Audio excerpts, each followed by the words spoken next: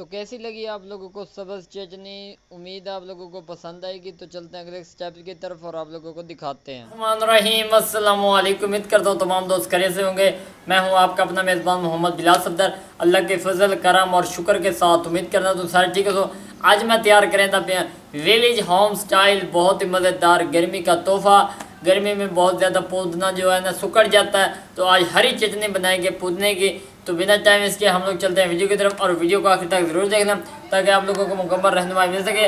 उसके साथ ये देख लें, एक थाल हमारे पास है, तकरीबन हमने 2 kg यानी कि 2 किलो लगा लें पुदीने की गुठलियां असी यूज़ कर रहे हैं। उस तो बाद सब्ज़ धनिया पे सब्ज़ धनिया तुसी ताज़ी लै लो तां बेस्ट है, अगर ना हो तो कोई मसला नहीं, ऑप्शनल तुहाडे घर अवेलेबल वो यूज़ कर ले। उस तो बाद थोम दे जिवें इहदे विच यूज़ करने ने 5 तो 7 अदद। उस तो बाद सब्ज़ मिर्चा साबित यूज़ करनी है, चेक कर लो। फ्रैश मिर्च यूज़ करनी है, बहुत ही खूबसूरत हिंदी लोग नज़र आ रही। उस तो बाद जिवें का इस्तेमाल करना है पे, उस तो बाद जीरे का इस्तेमाल करना।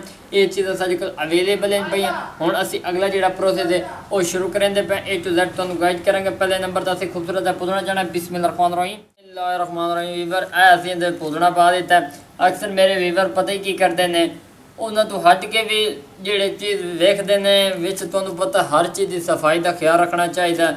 हुण पुदीना इधर एक वो इंजे चाह के सुक्का सुक्का पा देने, कहते हैं जी सफाई बेहतरीन हो गई, उहदे नाल ये बिल्कुल नरम हो जाता, सुकड़ जाता।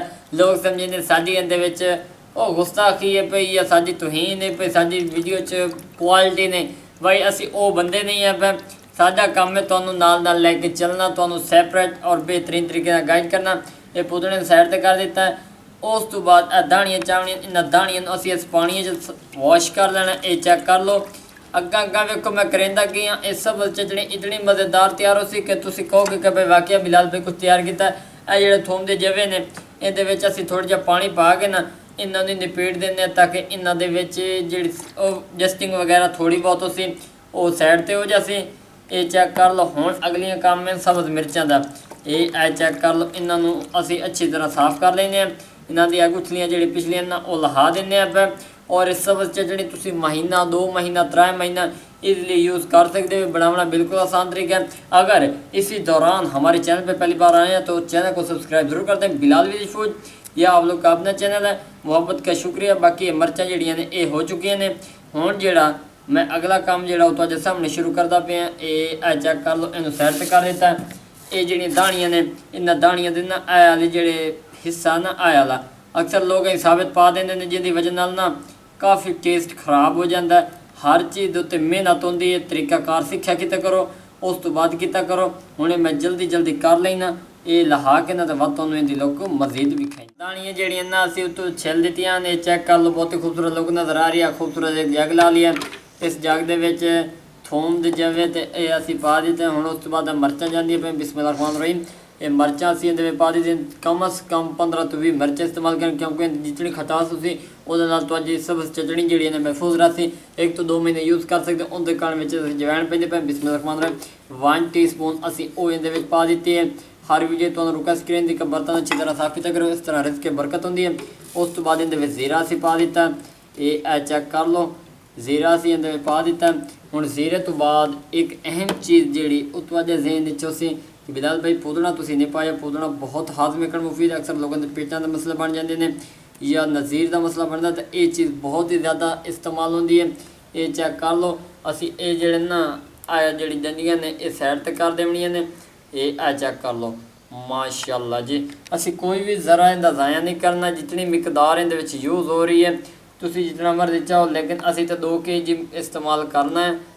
यानी कि इहदे विच कुछ मिक्सिंग कर देना, कुछ सेव भी तुसीं कर सकते हो। सालण च अक्सर यूज़ होंदा। और ये जिहड़ी चटनी है पे ये तुसीं सालण च इस्तेमाल कर सकते हो, कोई बिरयानी वगैरह च यूज़ कर सकते हो। उस तो बाद रोटी ना हो तो तुसीं इहदे हाज़मे के तौर पर इस्तेमाल कर सकते हो। अगर वे चीनी इस्तेमाल करना चाहो तो ऑप्शन कर सकते हो, अगर नहीं तो स्किप भी कर सकते हो। बाकी हो चुका गल्लां गल्लां च आपां अपना काम कंप्लीट कर दिता। ये चेक कर लो जी। ये हुण इहदे विच अच्छी तरह मिक्सिंग हो चुका है।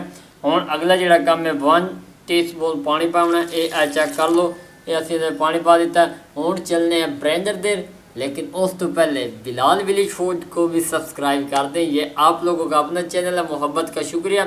ਤੇ ਹੁਣੇ ਮੈਂ ਗ੍ਰੈਂਡ ਕਰਨਾ ਤੇ ਬਾਅਦ ਤੁਹਾਨੂੰ ਵਿਖਾਈ ਬਿਸਮਿਲ੍ਲਾ ਕਰਮ ਮਾਸ਼ਾਅੱਲਾ ਜੀ ਸੁਭਾਨ ਅੱਲਾ ਅਲਹਮਦੁਲਿल्लाह ਜੀ ਅੱਲਾ ਦੀ ਰਹਿਮਤਾਂ ਬਰਕਤਾਂ ਵੀਵਰ ਫੈਨਲੀ ਜਿਹੜੀ ਹੈ ਨਾ ਤਿਆਰ ਹੋ ਚੁੱਕੇ ਬਿਸਮਿਲ੍ਲਾ ਰਹਿਮਾਨ ਰਹੀਮ ਮਾਸ਼ਾਅੱਲਾ ਜੀ ਸੁਭਾਨ ਅੱਲਾ ਇਹ ਚੈੱਕ ਕਰ ਲਓ ਜੀ ਫੈਨਲੀ ਇਹ ਤਿਆਰ ਹੋ ਚੁੱਕੀ ਹੈ ਚੈੱਕ ਕਰ ਲਓ ਮਾਸ਼ਾਅੱਲਾ ਮਾਸ਼ਾਅੱਲਾ ਸੁਭਾਨ ਅੱਲਾ ਜੀ ਫੈਨਲੀ ਸਬਜ਼ ਚਟਣੀ ਜਿਹੜੀ ਹੈ ਨਾ ਤਿਆਰ ਹੋ ਚੁੱਕੀ ਹੈ बहुत ही खूबसूरत इनकी लुक नज़र आ रही है मज़ेदार गल है कि इनकी प्यारी खुशबू आ रही है मेरे व्यूअर ये चीज़ नहीं पकड़ रहे कि बिलाल भाई आपने इसके अंदर नमक तो इस्तेमाल किया नहीं तो ये पॉइंट वाली बात है ना ये आप लोगों को बताना बहुत ज़रूरी है नमक इहदे विच हरगे से इस्तेमाल नहीं करना लीमू इहदे विच इस्तेमाल कर सकते सिरका इस्तेमाल कर सकते उहदे नाल ये कि मंथ 2 मंथ तक सेव हो सकता है अगर तुसी ਇਹਦੇ ਵਿੱਚ ਨਮਕ ਇਸਤੇਮਾਲ ਕਰੇ ਸੋ ਤੇ 10 ਦਿਨ ਤੋਂ 12 ਦਿਨ ਤੋਂ ਤਾਂ ਇਹ ਯਾਨੀ ਕਿ ਯੂਜ਼ ਨਹੀਂ ਹੋ ਸਕਣਾ ਉਸ ਤੋਂ ਬਾਅਦ ਐਕਸਪਾਇਰ ਵੀ ਹੋ ਸਕਦਾ ਔਰ ਟੇਸਟ ਇਹਦਾ ਖਰਾਬ ਹੋ ਜਾਣਾ ਤੇ ਬਿਹਤਰ ਇਹ ਹੈਗਾ ਤੁਸੀਂ ਇਹਨੂੰ ਅੱਛੀ ਤਰ੍ਹਾਂ ਸੇਵਿੰਗ ਕਰਨੀ ਤੇ ਵਿੱਚ ਲੈਮਨ ਔਰ ਸਿਰਕੇ ਦਾ ਇਸਤੇਮਾਲ ਕਰੋ ਬਾਕੀ ਉਮੀਦ ਹੈ ਤੁਹਾਨੂੰ ਇਹ ਵੀਡੀਓ ਪਸੰਦ ਆएगी साझा अंदाज़ पसंद आएगा साझा लहजा पसंद आएगा अगर पसंद आ जाए तो बिलाल वली फूड को सब्सक्राइब ज़रूर कर देना अपना जैसा ख्याल रखना एक नई वीडियो में मुलाकात होगी अल्लाह हाफिज़।